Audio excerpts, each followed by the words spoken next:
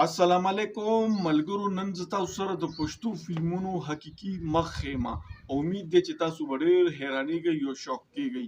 نن نه یو کال د مخکې پښتو فلم راغلی و جانان او اینه پس راغلی و عشق مبارک.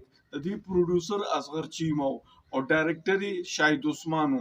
هغه ټیم فلم باندې دوی ډېر جشن منو کړی و چې فلم سوپر دوپر هټ شو. او اوس څه وایي دا ویډیو زه تاسو سره شیر کوم چې اصغر چیمه د کوم د دې فلمونو پروډوسر دی هغه په خپله خوله باندې د جانان فلم متعلق او د عشق مبارک فلم متعلق څه وایي. دا ویډیو تاسو وګورئ.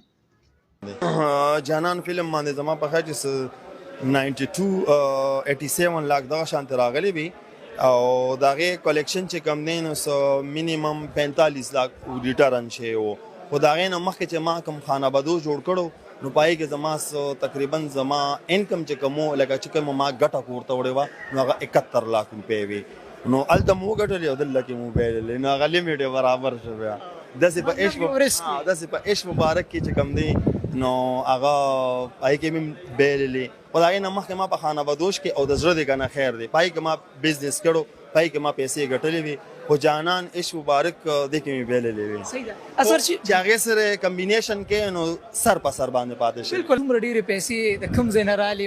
ویډیو تاسو وکتله چې دې کې اصغر چیمه په خپله خوله باندې ویلي دي چې عشق مبارک هم فلاپ شوی دی او جانان فلم هم فلاپ شوی دی او کم ټایم چې دا فلمونه ریلیز شوي او بیا سینما نه کوزیدونو دوی جشن منو کړی چې فلم مونږ له ډېر بزنس وکړو.